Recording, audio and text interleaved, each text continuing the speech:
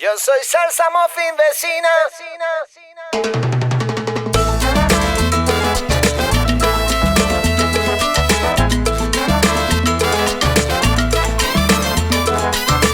Continuamos haciendo Sound System y en este momento es el momento de conversar con alguien que se encuentre en algún punto del mundo. Nos gusta mucho hacer notas internacionales en este programa, es casi la misión de este programa y bueno, es un placer muy grande, como digo siempre, pero en este caso particular, iniciar el diálogo con el que yo creo es uno de los puntales de la mezcla del rock con toda clase de géneros. Estamos hablando del señor Bruno García, más conocido como el Sargento García en su versión latina y Sergeant García en su versión francesa. Y por supuesto que es un placer recibir a Bruno otra vez porque ya estuvo con nosotros en el Sound System. Buenas noches y gracias por la invitación y saludos a toda la gente que nos está escuchando. Aquí estoy, gracias por la invitación. Bueno, quiero decir, me gusta destacarlo, que Bruno es un artista muy humilde, muy respetuoso, cosa que quiero destacar porque no todos son así y siempre él tiene la mejor predisposición para comunicarse, para salir y para charlar de su carrera, que ya tiene unos cuantos años.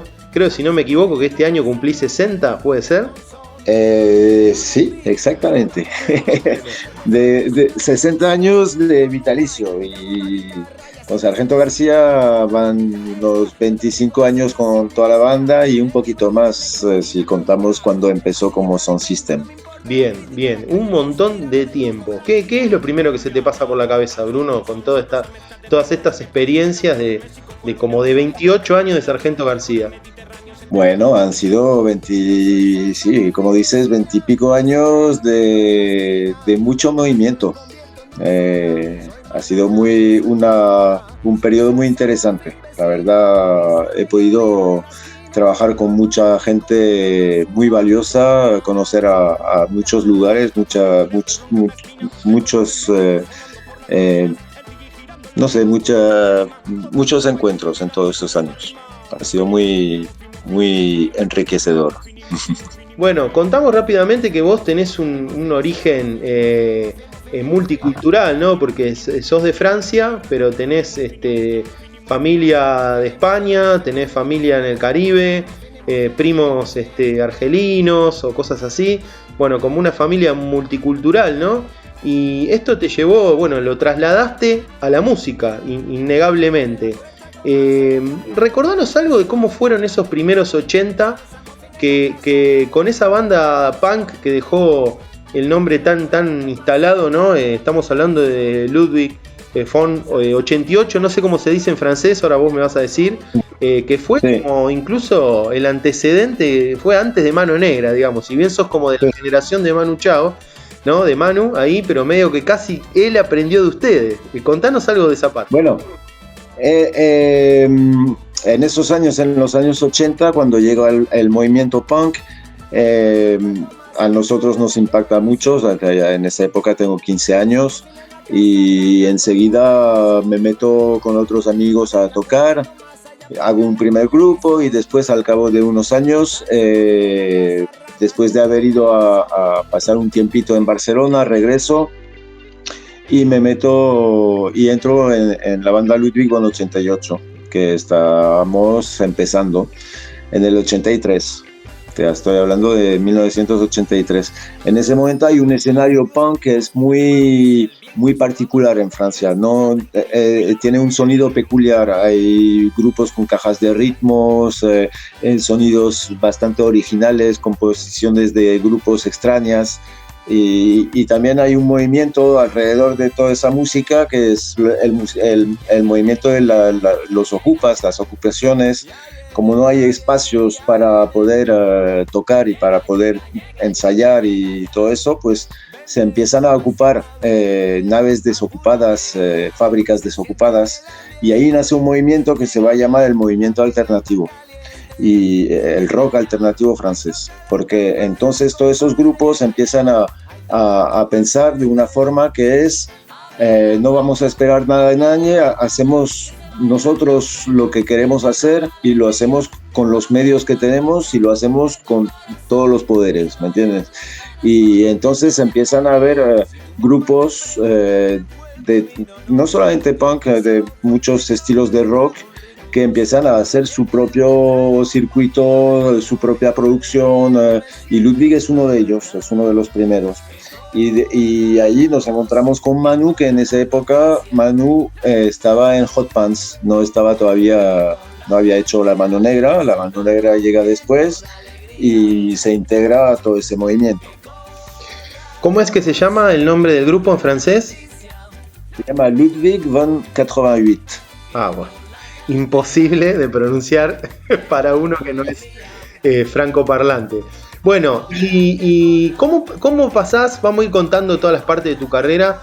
¿Cómo pasás de ese punk furioso que ya incluía elementos mestizos, que ya de a poco se amigaba con otras culturas? ¿Cómo, especialmente desde cuestiones de la lírica y eso, cómo pasás a la música latina, al reggae, toda esa historieta? Yo cuando llego a Ludwig traigo conmigo el reggae y el ska, porque ellos al principio no tocaban nada de eso, y les traigo esa onda y empezaron a escuchar más de todo ese tipo de música y empezamos a tocar ska y algunas cositas que pueden parecer un poco reggae, pero reggae punk de esa época. Y siempre Ludwig es un grupo muy peculiar dentro de la escena punk, porque es un grupo que se puede aparentar, a ver, como te diría, más como a la Polla Records, un grupo de sátiras, de mucho sarcasmo, de mucha puesta en escena en la tarima, pirotecnia, o sea, disfraces, cosas así, y mucha energía, con sonido muy, muy duro, pero a veces también temas que de repente es un reggae, un ska, cosas así. Entonces, yo siempre he tenido estas dos partes en mí, el reggae, la música jamaicana y la música negra en general, y la música del rock más que nos venía de Inglaterra o de Estados Unidos. Eso creo que porque, como decías, yo he crecido en una familia muy mestiza, en un barrio mestizo, en una Francia que en ese momento también había toda esa, ¿cómo decir? Esas mezclas, digamos. Y bueno, pues se escuchaba bastante música de todas partes. Empezó a llegar música de muchas partes del mundo y París era uno de los lugares también, un cruce entre África, Latinoamérica y Europa. Y ahí yo vi muchos grupos, empecé a salir a ver grupos de reggae, grupos de música de Estados Unidos, de funk, de soul, o sea, muchas cosas, aparte del rock. Y entonces, pues eso, en los años 90 al principio ya empecé a salir como Sargento García en Sound Systems y en ese momento montamos un Sound System en París que se llamaba Bawawa Sound System. A ver si subo unas cositas un día, tengo cosas grabadas, pero no hay nada en internet. Y de ahí salen las primeras canciones de Sargento García. Claro, bueno. Que son reggae en español. Amor pa' mí, Oye mi bomba, temas así como Mojémonos, que son con bases jamaicanas, las caras B de los sencillos jamaicanos que íbamos a buscar en esa época a Londres y todo, y yo empiezo a cantar en español con el nombre de Sargento García en este Sound System. Ahí aparece la cuestión de este tema que haces para la radio y para una radio de salsa. Y cuando te gustó el tema, te invitan a hacer otros temas y haces todo un disco, pero en formato más maqueta, como solo. Sí. Y después, bueno, cuando gusta la historia, te largas con todo con la banda, ¿es así? Sí, al principio lo grabo porque un amigo mío que tiene un estudio necesita un lugar donde dejar su consola. Estamos hablando del principio de fin de los 90, del 94, 95, 96. Todavía las consolas son muy, muy grandes, muy potentes. Y entonces él no tiene un lugar, y entonces yo alquilo un local y guardo su consola, y mientras él hace la reforma de su estudio yo utilizo su consola y grabo la maqueta del primer disco, que son los 10 o 12 temas que están en Que Viva el Sargento, que los hago allí en ese local, y entonces ya empiezo saco ese primer disco en autoproducción y lo empiezo a difundir. Y me encuentro con un productor de un festival de París de salsa que le gusta lo que estoy haciendo, y me invita a tocar con Isaac Delgado, y ahí entonces es cuando monto la banda, porque hasta ahí no tenía banda, pero para ese concierto decido montar una banda, y ahí es donde empieza toda la historia.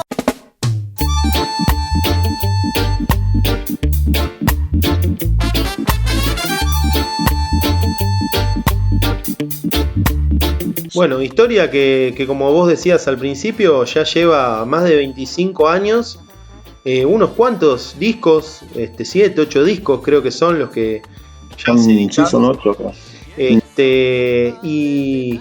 Y bueno, yo pensaba, ¿no? Hoy leía cosas tuyas, ya sé casi de memoria tu trayectoria, pero igual me puse a repasar algunas cosas, y para alguna de las grabaciones de los discos, nada, te juntaste con gente, por ejemplo, de Colombia, con gente de Sidestepper, con Lisa Humet, con Jacobo Vélez de La Mamba Negra, con gente que bueno, uno sabe, porque está en esto y viene investigando, que sabe que ha sido muy importante en todas estas mezclas en Latinoamérica. Y vos has estado con todos ellos. Bueno, la Dame Blanche fue parte de tu banda, gente que hoy es referente de la movida esta mestiza. ¿Crees que ese mestizaje de Francia de esa época hoy es prácticamente toda la música del mundo, sacando la música comercial que va por otros carriles? ¿No crees que un poco se hizo mestizo a toda la música del mundo? A ver, es un poco el camino normal que tenía que tener la música, porque la gente ha empezado a viajar mucho más, y con la gente viaja la cultura y la música. Y con internet, pues ya ni te hablo, porque hemos podido... Ahora, si tú buscas música metal de Uzbekistán Norte, vas a encontrar un grupo, ¿me entiendes? Entonces ya eso se abrió completamente. Entonces, pues lo que pasa es que yo, cuando estoy trabajando todas esas mezclas en el final de los 90s, pues ya hay también otros músicos que están haciendo otros trabajos parecidos, no, o sea, en su onda y tal, pero por ejemplo Sidestepper es uno de los sonidos que a mí me inspiró en ese momento, porque yo andaba investigando a ver qué existía en esa fusión entre Jamaica y Caribe, entre latino y ragamuffin, y pues no había, en realidad no había casi nada, pero había unas cositas que ya estaban apareciendo. Estaba Sidestepper, estaba King Chango, ya había cosas de reggae raga, sí había, pero de la fusión entre cosas más latinas y cosas más de reggae de Jamaica, era difícil encontrar, pero ya eso se estaba llegando. Y por ejemplo en Barcelona también había una escena mestiza, que era Lluís Minguet, Doctor Calypso, y después Ojos de Brujo, y después otros grupos que llegaron con la onda del mestizaje, o Amparanoia también. Sí. Y en esta época, pues sí, había como un vaivén, si quieres, de influencias, que creo que siempre ha habido en realidad. Es decir, que muchas veces Europa y Latinoamérica, y también hay esa relación con la música africana, se inspiran unos de otros, ¿me entiendes? Van llegando inspiraciones de Latinoamérica, en Europa se interpretan de una cierta manera, después esa música vuelve para allá, los latinoamericanos también la interpretan de otra manera, y así se van haciendo las fusiones. Y en el caso de la música, yo creo que pues casi siempre funciona así, ¿me entiendes? Porque al final, si la música no viaja, pues no se mezcla y se queda muy tradicional. Y es interesante también, pero es otra cosa. Hago un breve paréntesis porque necesito tener tu opinión, porque ¿quién más que vos para opinar de lo que te voy a decir? Yo soy un fanático de la escena francesa. Cuando hablo de la escena francesa me refiero a todo lo que pasa en Francia, no solamente lo que hacen los franceses nacidos en Francia, sino de todo lo que pasa en Francia musicalmente. Para mí es la mejor escena musical del mundo. Y yo creo que un poco, es una teoría que estoy armando acá en el momento, pero digo, es como un poco la devolución de tanta explotación, ¿no? de la Francia colonial hacia África. Y digo, lo pongo puntualmente en África porque es impresionante. Yo estos últimos años he conocido muchos artistas africanos y el 90% de esos artistas están viviendo en Francia o trabajando en Francia. ¿Coincides con esto o qué crees? Francia, sí, yo creo que estás en lo cierto. Francia tiene un historial colonial, como lo ha tenido España también con Latinoamérica, y eso, claro, pues de las tragedias de la historia hay que sacar lo positivo, ¿me entiendes? Eso son cosas que pasaron y que pues marcha atrás no se puede. Pero al mismo tiempo el Caribe ha sido, y Latinoamérica también, pero el Caribe especialmente ha sido también un cruce muy interesante, un laboratorio del mestizaje en tiempo real casi, con sus tragedias y todo eso. Pero justamente la música ha hecho que también todas esas discriminaciones se borren también en cierto modo, por ejemplo, pensando que hoy la música, el reggae es una música universal.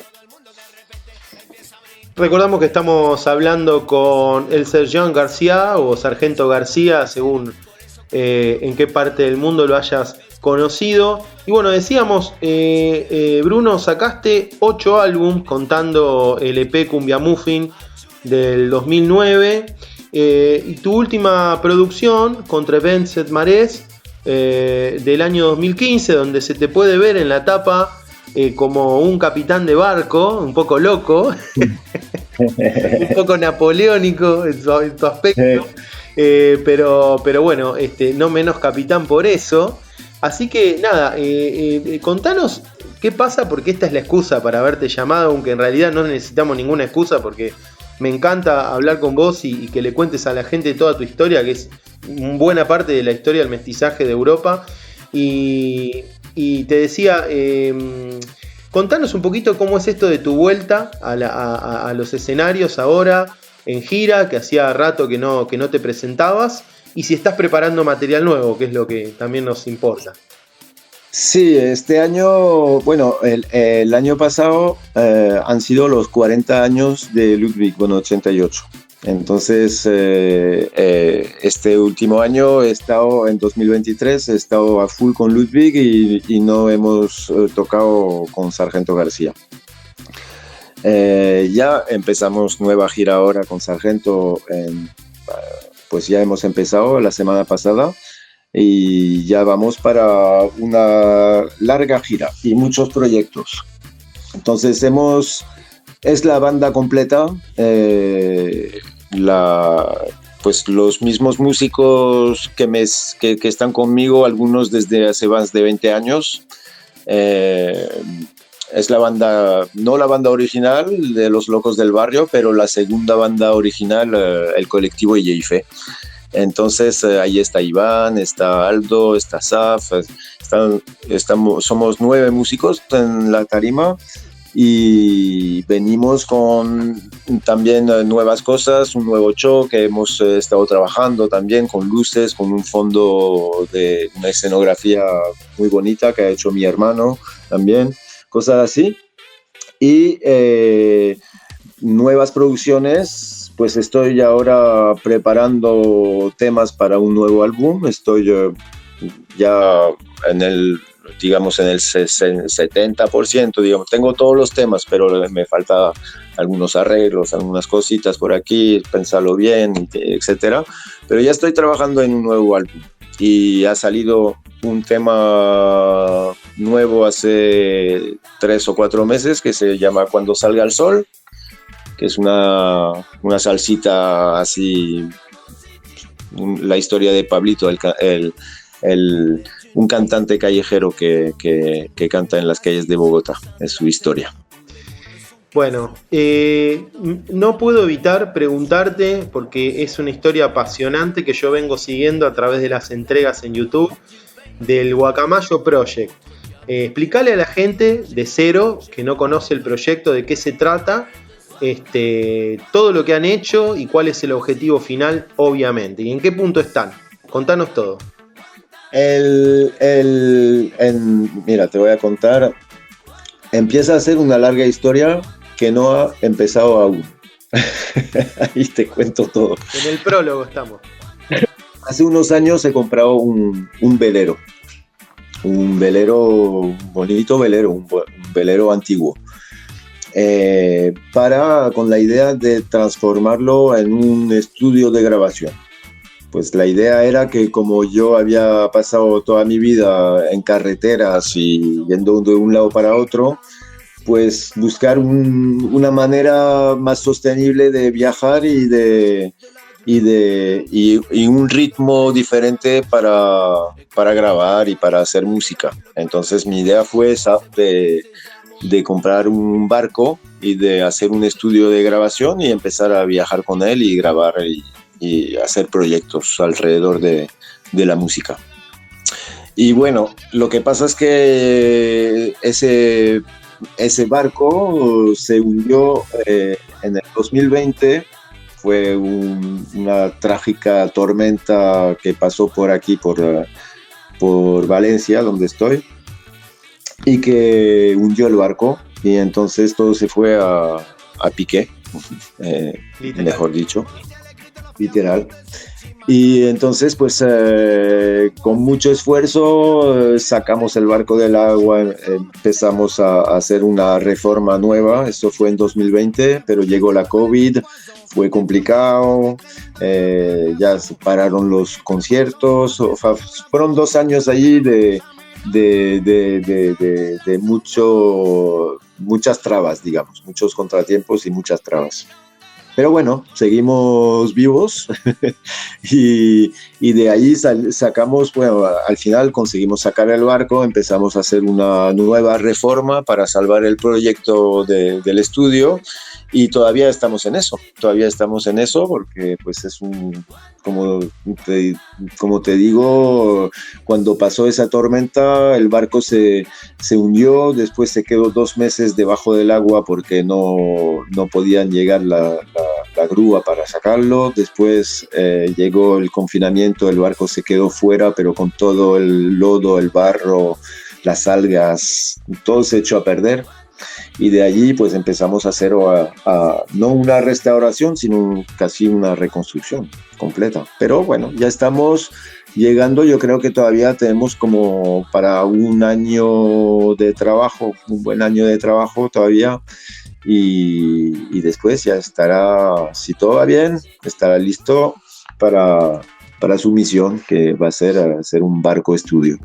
Bien, bueno, a mí me parece una historia fantástica, con un halo romántico que tiene que ver con lo que es, para mí es una metáfora de la autogestión, ¿no? El guacamayo, incluyendo la tormenta y el hundimiento. Digo, es una metáfora de que obviamente todos hubiéramos querido que no pase, pero, exacto. pero también ayuda, ¿no?, a entender esto de lo difícil que es la autogestión, ¿no?, y lo importante de no bajar los brazos. Exactamente. Es verdad que es un poco la filosofía, y a pesar de todas las dificultades que nos hemos encontrado, la cosa positiva es que estamos construyendo un barco. O sea, estamos aprendiendo un montón de cosas que ni te puedes imaginar. Pues la gente que quiere saber más sobre ese proyecto nos puede seguir. Tenemos un canal en YouTube que se llama Guacamayo Project y allí van a ver todo lo que hemos hecho desde que se hundió el barco y toda la reconstrucción que estamos haciendo. Sí. Y bueno, pues sí, es una cosa muy loca, pero le tenemos mucha fe, mucho cariño a ese barco y queremos sacarlo adelante y que sea un bonito proyecto, porque al final de eso se trata, de seguir con los encuentros y exactamente un proyecto también de autosuficiencia, ¿me entiendes? Es decir, de poder estar en cualquier lugar del mundo y poder grabar música y poder no depender de nadie. No depender de nadie. Claro, la idea es llegar a los lugares, llegás a Buenos Aires y te invitás músicos de Buenos Aires al barco y tocan y para ponerle nuevos temas del Sargento o lo que sea. Y ya tenés ahí todo registrado y podés tocar también en el lugar donde estás y seguir viaje, esa es la idea. Claro, lo único que necesito es una costa.